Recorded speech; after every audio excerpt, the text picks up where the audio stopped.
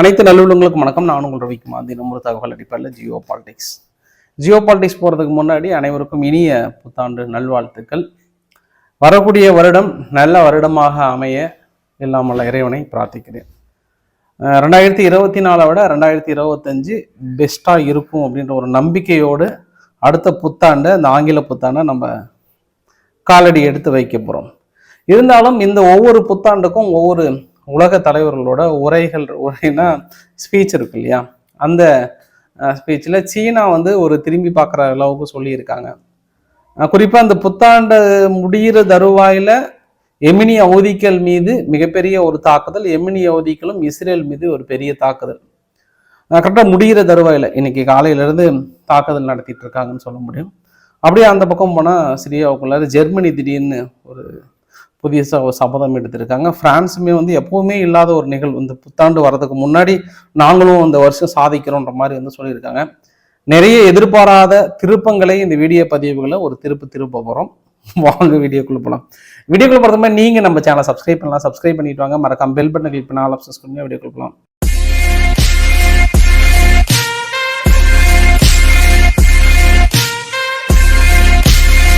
நான் முந்தைய வீடியோ பதிவு ரவிக்குமார் ஆர்கே சேனலில் ஒரு பிளேஸ் ஒன்று அடர்வனம்னு சொல்லிட்டு நான் எடுத்திருந்தேன் அந்த வீடியோ பதிவு. அந்த அடர்வனம் அப்படின்னா ஒரு எம்டியான நிலத்தில் 3 அடிக்கு ஒரு குறிப்பிட்ட மர வகைகளை வைத்து ஒரு செயற்கை காடு உருவாக்கணுங்க. அந்த செயற்கை காடு 3.5 வருஷத்துக்கு முன்னாடி நட்டது. பெரிய அளவுக்கான வளர்ச்சி, நல்ல பலன் தந்தது. இந்த ஏரியாவில் அந்த பக்கம் கடக்கும்போது நல்ல ஒரு குளுமையான ஒரு நிகழ்வு, கரெக்டாக ஆற்றங்கரை ஓரமாக நிகழ்ந்தது. ஒரு 1/2 ஏக்கராவுக்கு மேலே இருக்கும். ரொம்ப பெரும் முயற்சி பண்ணி நாங்கள் ஒரு டீமே இருந்தோம். அந்த டீம் பெரிய ஒரு சக்ஸஸ் நினைக்கிறேன். நான் உங்களுக்கு இந்த வீடியோவோட முடிவில் அதனுடைய லிங்க் நான் உங்களுக்கு கொடுக்குறேன். அந்த டிஸ்கிரிப்ஷனில் உங்களுக்கு கொடுக்குறேன். அதில் போய் பாருங்கள். நான் டிஸ்கிரிப்ஷன் அதுக்கான லிங்க்கை உங்களுக்கு கொடுக்குறேன். நான் அந்த அடர்வனை நாங்கள் எப்படி செட் பண்ணுவோன்ற வீடியோ பதிவு நான் முழுசாக போட்டிருக்கேன். நான் அதை போய் பாருங்கள். அப்போ எப்படி இருந்து இப்போ எப்படி இருக்குன்னு கூட பாருங்கள், உங்களுக்கு தெரியும். அதுதான் ரவிக்குமார் ஆர்கே சேனலில் கூட நான் போட்டிருந்தேன். ஹோப் நம்ம அடுத்த வருஷம் இன்னொரு செயற்கை காடுகளை பெரிய அளவுக்கு உருவாக்கலாம். பட் அது எந்த ஏரியா எப்படின்றத கொஞ்சம் பொறுமையாக பிளான் பண்ணலாம்னு நினைக்கிறேன். பார்க்கலாம். 2025 அதுக்கான வருஷமாக அமைதான்னு பார்த்துடலாம். செயற்கை காடு உருவாக்கலாம். ஒரு பெரிய ஒரு காடை உருவாக்கணும். 3 அடிக்கு ஒரு விதமாக ஒரு மரத்தை நடுது. இதுக்கு பேர் மியாவாக்கி ஃபாரஸ்ட் அப்படின்னு சொல்லுவாங்க. சரி, இப்போ மிக முக்கியமான நிகழ்வுங்க. அந்த மியாவாக்கி ஃபாரஸ்ட் எல்லாம் பற்றி நம்ம அப்புறம் பேசலாம். மிக முக்கியமான நிகழ்வுனா உலக செய்திகளை பார்த்துடலாம். நம்ம அதில் உலக செய்திகளில் குறிப்பாக தங்கத்தினுடைய இருப்பு அதிகபட்சம் அமெரிக்கா ஒரு 8300 டன் வைத்திருக்காங்க தங்கத்தினுடைய இருப்பு. ஆனால் அதை விட நம்ம இந்திய பெண்கள் அதிகமாக 24,000 டன் வைத்திருக்காங்கன்னு சொல்லிட்டு உலக கோல்டு கவுன்சில் ஒரு அதிர்ச்சிகரமான தகவலை கொடுத்துருந்தாங்க. அந்த தகவல் நம்ம ஆர்கே சேனலில் பெருசாக பேசியிருந்தோம். அதை விட இன்னொரு முக்கியமான தகவல் என்னன்னா, அந்த 24,000 டன்னில் 6,720 டன் குறிப்பாக நம்ம இந்த பக்கம் இருக்கக்கூடிய தென்னிந்திய பெண்கள் கிட்ட தான் அதிகமாக இருக்குது அப்படின்ற மாதிரி சொல்லியிருக்காங்க. இது அதை விட மிகப்பெரிய விஷயம். தென்னிந்திய பெண்கள் அப்படின்னா குறிப்பாக இந்த சைடு கீழே இருக்கக்கூடிய இந்தியா வரைபடத்தில் கீழே இருக்கக்கூடிய தென்னிந்திய சைடு தான் அதிகமான அளவுக்கு கைதிருக்காங்கன்றது இன்னொரு பெரிய ஒரு தகவல் அப்படின்னு நம்ம சொல்ல முடியும். சரி, மிக முக்கியமான பதிவு என்னன்னா, இந்த வருடத்துல ஒரு மிகப்பெரிய ஒரு நீங்காத துயரம் அப்படின்னா அது காசா மக்களாக தான் இருக்கும். அந்த மக்களுக்கு அந்த அளவுக்கான ஒரு துயரத்தை ஏற்படுத்தி இருக்கிறது. ஏன்னா அந்த வீடியோ பதிவுலாம் பார்க்கும்போதே தெரியுது, பெரிய அளவுக்கான ஒரு மழை பொழிவுலாம் ஏற்பட்டிருக்கு. குறிப்பாக அந்த இயர் எண்டில் அங்கேயும் இதே மாதிரியான சூழ்நிலை தான். ஸோ இவங்க எல்லாம் குறிப்பாக ஒரு டென்ட்டில் தங்க வைக்கப்பட்ட மக்கள்.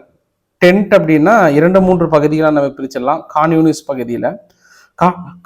பகுதியும் 2-3 பகுதியில். இப்போ குறிப்பாக மழை, அது இல்லாமல் குளிர் ரொம்ப அதிகமாக இருக்குது. மக்கள் குடி தண்ணீர் இல்லாமல் அந்த மழையில் மிகப்பெரிய அளவு கஷ்டப்பட்டு இருக்காங்க. ஸோ அந்த காசா மக்களுக்கான விடிவு காலம் கிடைத்ததா என்றால் கிடைக்கவில்லை. ஹோப் இந்த புதிய வருஷத்துலையாவது அந்த மக்களுக்கு ஒரு விடிவு காலம் கிடைக்கதா அப்படின்றத நம்ம பார்க்கலாம். ஏன்னா பேச்சுவார்த்தை 2 தரப்புலையும் ரொம்ப ஸ்ட்ராங்காக இருக்காங்க. ஹமாஸ் தரப்பில் நாங்கள் ஃப்ளெக்சிபிளாக வரேன் அப்படின்னு சொன்னால் கூட, நேற்று கூட இஸ்ரேல் தரப்பில் இறுதியாக இந்த வருடத்தின் இறுதியாக சொல்லப்பட்ட செய்தி என்ன அப்படின்னா, நாங்கள் இந்த டேமாக விடுறது, இந்த பாதி விடுறது அதெல்லாம் எதுவுமே கிடையாது. ஒரே டைமில் நீங்கள் விட்டுருங்க, நம்பிக்கை இருந்தால் விடுங்க, இல்லைனா நாங்கள் எங்களுக்கு பிடிச்சிக்க தெரியும், நாங்கள் எந்த அளவுக்கு அடிக்குமோ அடிக்கதா போறோன்ற மாதிரி இஸ்ரேல் தரப்பை சொல்லிட்டாங்க. ஹமாஸ் தரப்புல இன்னும் அவங்க முழுசாலாம் விட முடியாது அப்படின்ற மாதிரி தான் அவங்க தரப்புலையும் சொல்றாங்க. ஆனால் ஃப்ளெக்சிபிலிட்டியா இருக்கிறோன்றாங்க. ஆனால் இஸ்ரேல் தரப்புல குறிப்பாக ஹமாஸினுடைய இருப்பு இல்லாமல் நாங்கள் அதற்கான பயணங்கள் நிச்சயம் தொடரும், அதில் எந்த மாற்று கருத்துமே இல்லைன்ற மாதிரி வந்து சொல்லியிருக்காங்க. இது அங்கே இருக்கக்கூடிய நிகழ்வுகள். அதில் காசா மக்களோட நிகழ்வுகளும் வீடியோ பதிவை பார்த்துருக்கீங்க. அந்த வீடியோ பதிவு முடிந்த உடனே அடுத்த ஒரு வீடியோ பதிவு, இந்த பதிவு மறுபடியும் எமினி யஹூதிகள் குறிப்பாக அவங்களோட தலைநகர் சனாவில் தொடங்கி ஒரு 8 இடத்துக்கு மேலே ஒரு பெரிய தாக்குதல் நிகழ்த்தியிருக்காங்க. பட் இந்த தடவை தாக்கல் நிகழ்த்தியது அமெரிக்காவும் யூகேவும் இணைந்து தாக்கல் நடத்தியிருக்காங்க. குறிப்பாக என்ன ஒரு காரணமாக எடுத்துக்கலாம்னா, இது வரைக்கும் 13 MQ-9 ரீப்பர் ட்ரோனு சுட்டு வீழ்த்தியிருக்காங்க எமினி ஹவுதிகள் மட்டும்.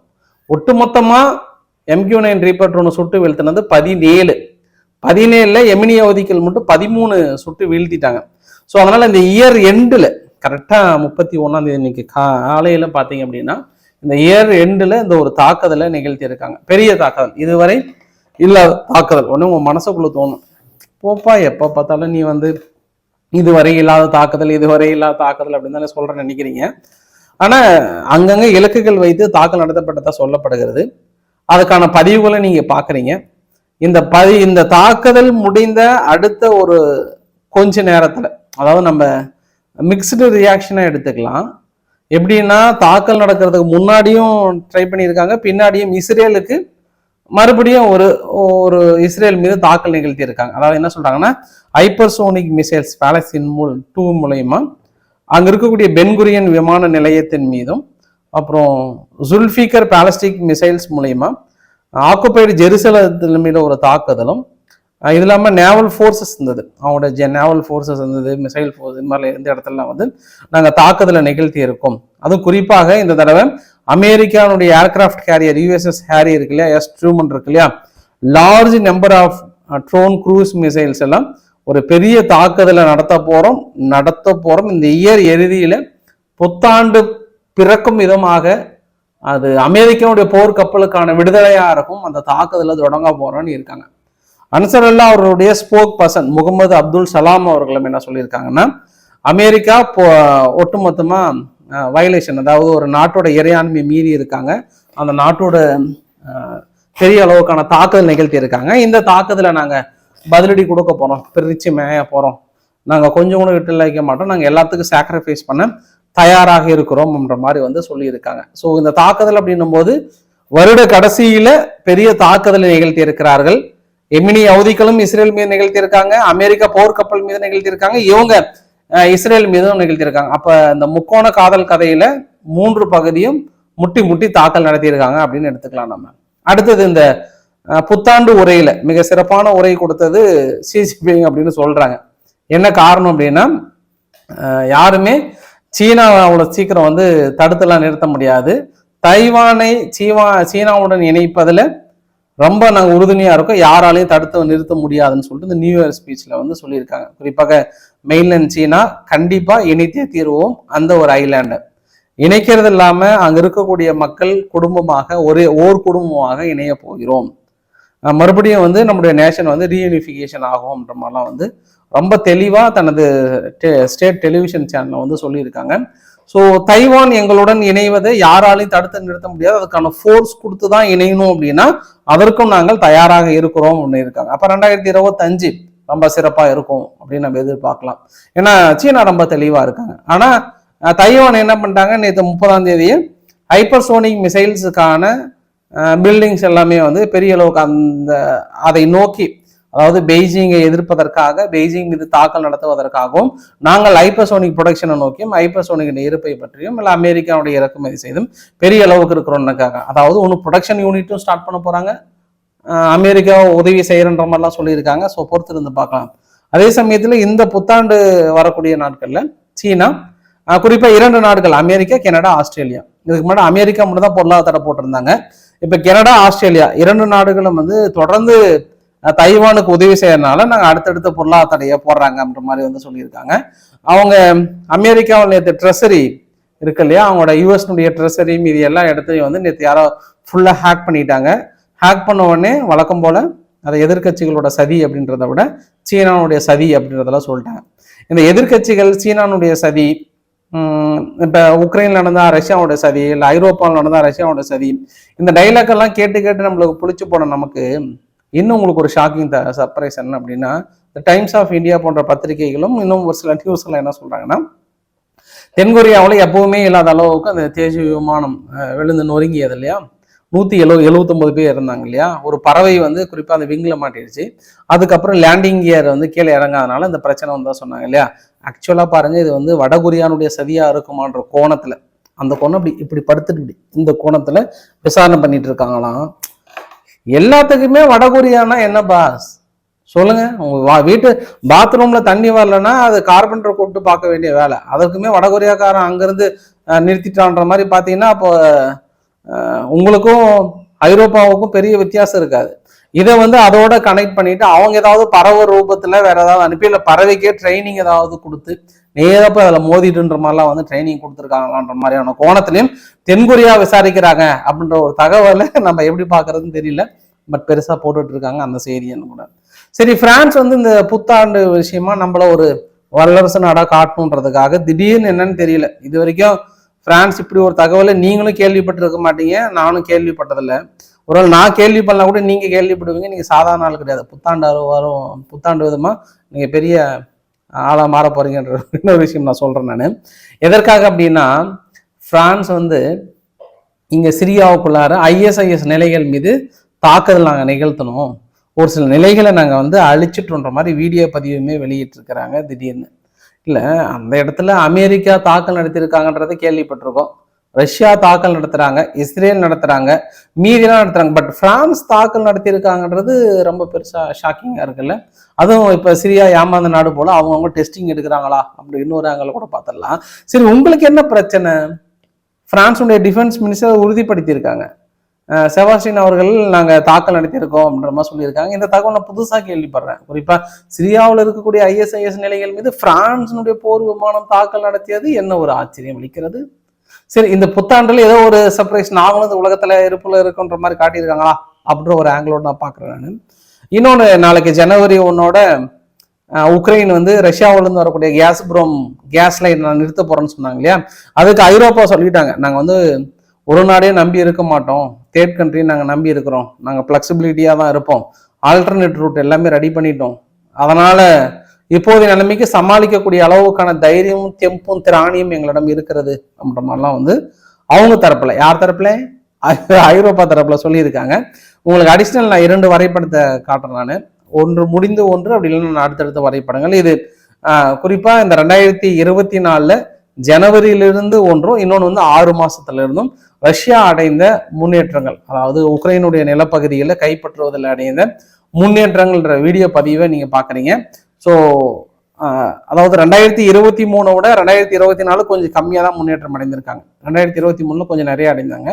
2023 இந்த வீடியோ பதிவு முடிந்த உடனே அடுத்து ஒரு புகைப்படத்தையும் காட்ட விரும்புகிறேன். அந்த புகைப்படத்துல குருக்ஸ் ரீஜன், இது ரஷ்யா நிலைகள் உக்ரைன் வசம் இருக்கிறது. அது என்னுடைய சூழ்நிலை பாருங்க, தற்போது எந்த அளவுக்கு அவங்க உக்ரைன் வசம் இருக்கிறது, அதுல கடைசியா கொஞ்சம் முன்னேற்றங்கள் இருக்கிறது. அதே போல இந்த இயர் எண்டுல ரஷ்யாவுக்கு ஒரு சர்ப்ரைஸ் கொடுத்துருக்காங்க உக்ரைன் தரப்புல இருந்து. என்ன விதமான சர்ப்ரைஸ் அப்படின்னா, கிரீமியா மீது தாக்குதல். இந்த வரைபடத்துல பாக்குறீங்கல்ல, பெரிய ஒரு ட்ரோன் மலையே வந்து பொழியணும்னு சொல்லிட்டு நேற்று 30 டிசம்பர் அதிகாலையில நிகழ்த்தி இருக்காங்க. இந்த அதிகாலை நிகழ்த்தப்பட்ட நிகழ்வுல ஒட்டுமொத்தமா 24 ட்ரோன் பக்கம் நாங்கள் டெஸ்ட்ராய் பண்ணிட்டோம்னு சொல்றாங்க. ஆனா உக்ரைன் தரப்புல என்ன கிளைம் பண்றாங்கன்னா, நாங்க அனுப்பின இந்த நவீன ட்ரோன் மூலியமா MI-8 ஹெலிகாப்டரினுடைய மிக முக்கியமாக இருப்பினுடைய இருந்த பகுதியெல்லாம் நாங்க டெஸ்ட்ராய் பண்ணிட்டுன்ற மாதிரிலாம் வந்து சொன்னாங்க. நேற்று அமெரிக்கா வந்து இந்த புது வருஷத்துக்கு ஒரு ஜாக்பாட் ஒன்று கொடுத்துருந்தாங்க, ஷாக்கிங் சர்ப்ரைஸ் ஒன்று ஜெலன்ஸ்கி கொடுத்துருந்தாரு. 2.5 பில்லியன் அளவுக்கு, 2.5ல் 1.25 ஆயுத உதவிகளும், மீதி 1.25 வந்து மனிதாபிமான அடிப்படையில் இருக்கக்கூடிய உதவிகளும் செய்யணும்னாங்க. ஜெனட் ஹெலன், இவங்க ஜேம்ஸ் பாண்ட், அமெரிக்காவோட தாய் கல்வி, இவங்க என்ன சொல்லியிருக்காங்கன்னா, ஐடே என்ன இது 2.5 பில்லியன், இன்னும் அடிஷ்னலா 3.4 பில்லியன் பக்கம் கூட கொடுக்குற அளவுக்கு நம்மளுக்கு பெரிய அளவுக்கு இருக்கு, பட்ஜெட்ல நிதி ஒதுக்கி இருக்கும், அதனால அதையே சேர்த்தி கொடுத்துடலாம், போறதும் போறோம் கொஞ்சம் முடிச்சு விட்டு போயிடலாம் அப்படின்ற மாதிரி அவங்க சொல்லியிருக்காங்க. அதற்கு தான் எலான் மஸ்க் அவர்கள் என்ன சொல்லியிருக்காருன்னா, அவருடைய எக்ஸல்ல பக்கத்தில் வந்து ஆல் டைம் சாம்பியன் அப்படின்னா அது வந்து ஜெலன்ஸ்கியா தான் இருக்கும். கிரேட்டஸ்ட் மணி ஹெய்ஸ்ட், மணி மிகப்பெரிய ஒரு பண திருட்டு அப்படின்னா இந்த ஹிஸ்டரியிலே அது இதாக தான் இருக்கும். அமெரிக்காவுடைய டேக்ஸ் பேயருடைய மணியை எந்த அளவுக்கு திருடி அங்கே கொடுக்குறாங்க அப்படின்ற ஒரு நிகழ்வையும் வந்து சொல்லியிருக்காங்க. இருந்தாலும் ஜெலன்ஸ்கி தனது நியூ இயர் உரையில் வந்து என்ன சொல்லியிருக்காருன்னா, எங்களுடைய புதிய வருஷத்துக்கு மொதமா நாங்கள் ஆசாத் ரீஜன், குறிப்பாக சிரியானுடன் இணைந்து மிகப்பெரிய அளவுக்கான பங்களிப்பும், சிரியாவுக்கான அமைதி வளம் வளர்ச்சியில் அனைத்துமே எங்களுடைய நாடுகள் வந்து மிகப்பெரிய அளவுக்கு பங்களிக்கும்ன்றதுல எந்தவித மாற்று கருத்துமே இல்லை. எந்தவித ரெஸ்டோர் ஸ்டெபிலிட்டினா நீங்கள் உங்கள் நாடை புனரமைப்பதற்கோ இல்லை மறுகட்டமைப்பு செய்வதற்கோ எந்த அளவுக்கு உதவினாலும் நாங்கள் உங்களுக்கு முழு உடன்பாடுன்னு உதவி செய்ய தயாராக இருக்கோம். அண்ணங்கிட்ட கேளுங்க, நாங்கள் கொடுக்க தயாராக இருக்கோன்றாங்க. ஒன்றும் சொல்கிறதுக்கு இல்லை. இந்த டைலாக் நான் உங்ககிட்டே கொடுத்துறேன். நான் நம்ம ஊரில் ஒரு டைலாக் சொல்லுவாங்க, டைலாக்கை நீங்களே ஃபிக்ஸ் பண்ணிக்கோங்க. இவரே பணம் இல்லாமல் ஒன்றும் இல்லாமல் அங்கே வாங்குறாரு. பட் இவர் இருந்தாலும் அங்கே நான் உதவி செய்கிறேன், அந்த மனசு தான் கடவுள்ன்றாங்க. நம்ம என்னங்க சொல்கிறது, அந்த மனசு தான் கடவுள் அப்படின்றாங்க. இன்னொரு டைலாக் கூட சொல்லிட்டாங்க, 31 கரெக்டாக டிசம்பர் 31க்குள்ளார 500 டன் தானியங்களை சிரியாவுக்கு கொடுத்துருக்காங்களாம். யாராலும் கொடுக்க முடியுதா? உலக நாடுகள், அத்தனை உலக நாடுகளும், பணக்கார வர்க்கத்தில் இருக்கக்கூடிய அனைத்து நாடுகளும் முடங்கி கிடக்கிற இந்த சமயத்திலே நாங்கள் சிரியாவுக்கு கொடுத்துருக்கிறோம் என்றால் இந்த உலகத்துக்கு என்ன சொல்ல வருகிறோம் அப்படின்ற மாதிரிலாம் வந்து சொல்லியிருக்காங்க. அந்த ஒரு நிகழ்வு. அதே போல ஜெர்மனியுமே சொல்லிட்டாங்க, இங்க பாருங்க சரியா, எதற்குமே நீங்க கவலைப்படாதீங்க, உங்களுக்கு ஒரு 62 மில்லியனுக்கான நாங்கள் உதவிகள் செய்ய தயாரா இருக்கு அப்படின்ற மாதிரி சொல்லியிருக்காங்க. துருக்கியுமே வந்து இவங்களுக்கு இஸ்ரேலுக்கு தோளோடு தோல் நின்று நாங்கள் உதவி செய்யறோன்ற மாதிரி இன்று கூட இந்த கரெக்டாக எண்டிங் சமயத்தில் கெமிக்கலும் மற்ற முக்கியமான பொருட்களும் அங்கிருந்த ஒரு கப்பல், பெரிய அளவுக்கு, அதாவது டிரான்சி அப்படின்ற ஒரு கப்பல் இஸ்தான்புல்ல இருந்து கிளம்பி இஸ்ரேலில் வந்து இப்போ லாஸ்ட்டாக வந்து இறங்கி இருக்கிறது. காரணம் அந்த அளவுக்கு தோளோடு தோல் நின்று நட்பு நாடுக்கு உதவி செய்யாமல் வேற யாருக்கு உதவி செய்ய போறான்ற மாதிரி வந்து துருக்கியினுடைய எரடகன் அவர்கள் இந்த உலகத்துக்கு சொல்ல வரார் அப்படின்னு கூட நம்ம எடுத்துக்கலாம். இந்த ஒரு செய்தி தான் ஒரு சிலருக்கு வந்து உடன்பாடு எட்டாமல் இருக்கலாம். ஆனால் இன்று வரை துருக்கிக்கு இஸ்ரேல் இருக்கக்கூடிய அந்த ரிலேஷன்ஷிப் இருக்கு இல்லையா, அவ்வளோ சீக்கிரம் யாராலையும் மறுக்க முடியாது. வெளியில பகையா இருந்தாலும் உள்ளுக்குள்ள அவ்வளவு க்ளோஸ் ஃப்ரெண்ட்ஷிப்ல இருக்காங்க.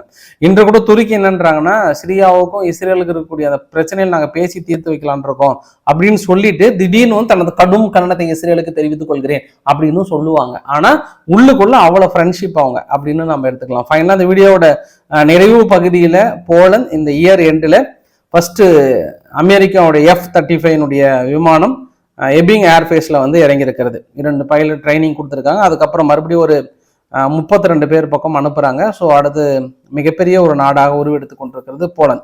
F-35 வந்தது அப்படின்னா போதும், இனி எந்த நாடும் எங்களை மிரட்ட முடியாது, இந்த புத்தாண்டு மிக சிறந்த ஆண்டாக அமையும் என்று போலந்து நம்பிக்கொண்டிருப்பதாக தகவல் நம்பலாம். நம்ம ஹோப் உங்களுடைய புத்தாண்டுகள் எப்படி இருக்கும், உங்களுடைய என்னெல்லாம் நீங்கள் ரெசல்யூஷன் எடுத்திருக்கீங்கன்றதை சொல்லுங்கள். என்னுடைய ரெசல்யூஷன் இந்த புத்தாண்டிலிருந்து சரியான டைமுக்கு போகணும்னு நினைக்கிறேன். நாளையை விட்டுருங்க, 2ஆம் தேதி இருந்து, ஏன்னா நாளைக்கு ஒரு சில வேலைகள் இருக்கு. அதனால ட்ரை பண்றேன், என் பெஸ்ட்டை கொடுக்கணும்னு நினைக்கிறேன். நான் ஹோப் இந்த ஆண்டு உங்களுக்கு சிறந்த ஆண்டா அமைய எல்லாம் இறைவனை வேண்டிக்கிறேன். நன்றி, வணக்கம்.